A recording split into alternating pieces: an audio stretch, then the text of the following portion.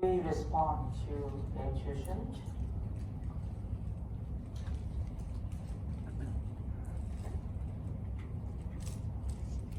So this is in this phase of incident prevention and trying to handle it. So here are those steps that we should do.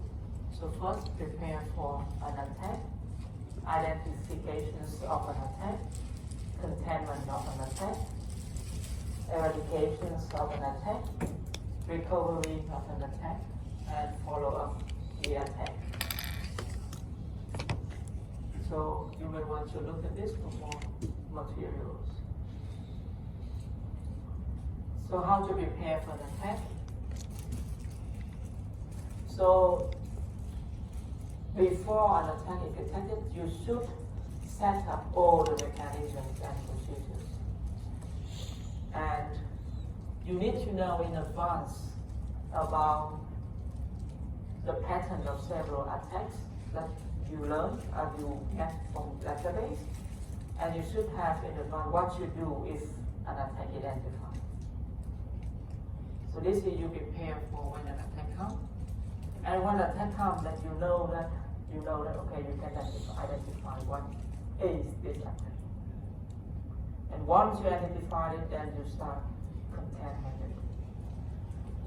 In the containment, what you do is you try and limit the access of the attacker to the system.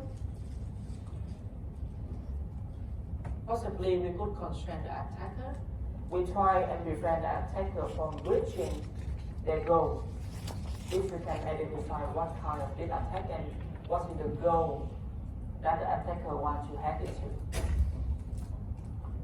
And maybe we use also what we call honeypot to lead the attacker to another part of the system. Have you heard about this? We go to this later. And after containment, then we go to the phase of eradications. Here, we stop the attack. So the easiest way to do is to terminate the network connection and stop the process.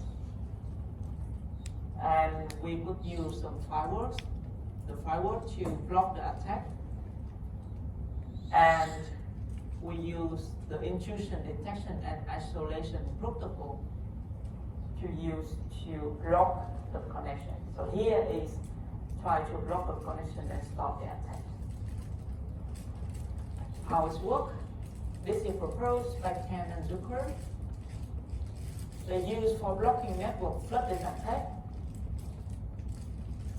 And you know that network flooding attack will cause denial of service. And example, also consider that you have a flooding attack launched against the host T by the host L along the path. So they will go from L and they try to attack T. This is how you identify the target. So the flood, you stop all the traffic along the path. So now, how the protocol works? First, V, here they detect the flood, block the traffic, go to T, and then notify to W. Okay? And W also get the notification of traffic that targeting to T, and so can stop it and notify to X. So after W block, then V, then there's no flooding attack go through W. So V and T can start communication. Okay? And X, they get the target, the detected traffic that targeting to T, then he stop it and notify to Y and C. W, notice that the traffic for T has stopped and it's eliminated its suspension. So T, V, W, and B now can communicate freely because X already blocked the traffic.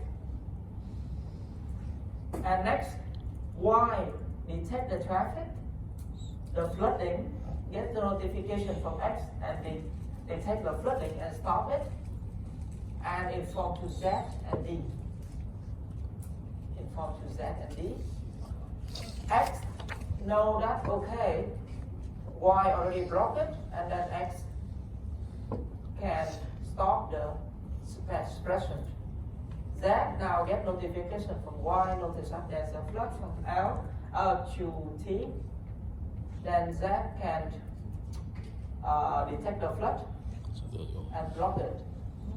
So this will continue until all the traffic from L to T will be suppressed. So in this case,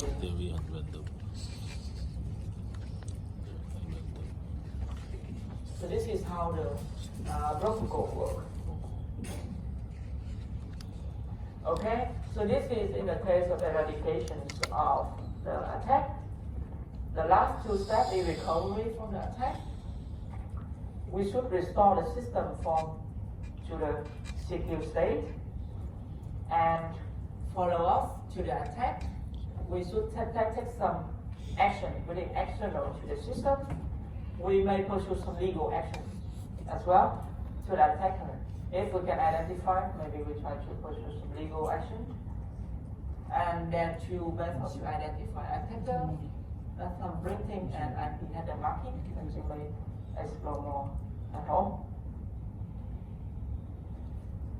So there's several IDS products, including Snort, WireUse, and others. Snort is signature based. Remember signature based? Signature based, okay? This is open source, freeware. It's based on SoFi, and it's provide detection on Windows, Linux, and Unix. Here, Snow will allow set of rule used for detection and logs. They will have a packet information and alert. Here's the alert. Report from Snow. And alert as well. So at home, you may try to install to see how it reports to your system.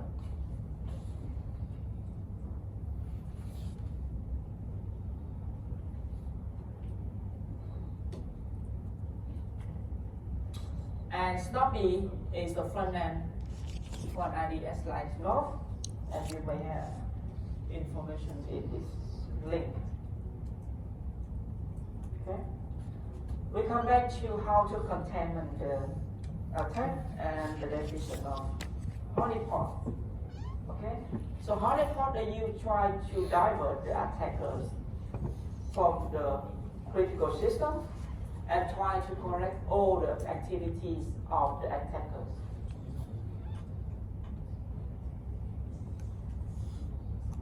Honeypot, they can encourage the attacker to stay in the system long enough for administrator to respond. So what you do, you can fill the honeypot with fabricated information designed to appear valuable, and then the attacker may see that's valuable, so he will stay there and do some activity that have, and our system has a chance to reserve the activity, and administrator later on will respond to it. A legitimate user of the system will not access to that location. And we fill the system with sensitive monitor and wait. Okay? Track and chase. So honeypot is some resources that there are no production value at all. Okay? So there's no legitimate reason for anyone outside the network to interact with the honeypot. Any attempt to communicate with honeypot will most likely approach, scan, or attack. Okay?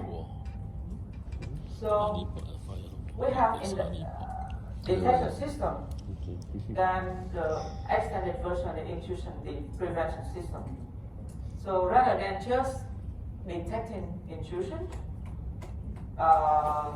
then the protection can help to prevent the attack of the traffic to get to our system. So we prefer to use also the intrusion prevention system. And one of those in firewalls you will see later today.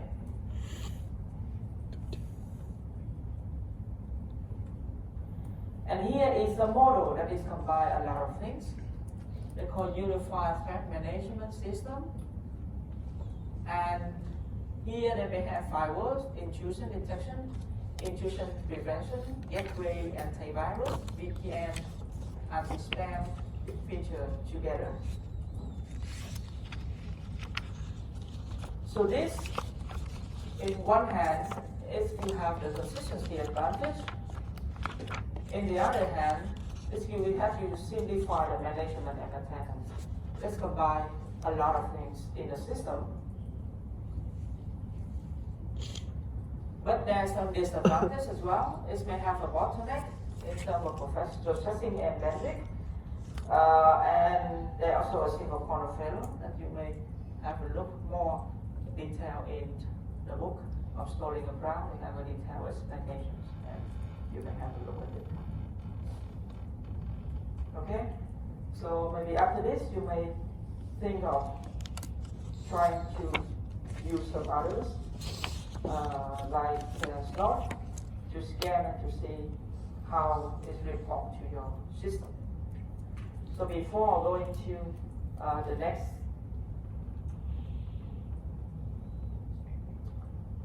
lecture, then I want to talk about assignment 2.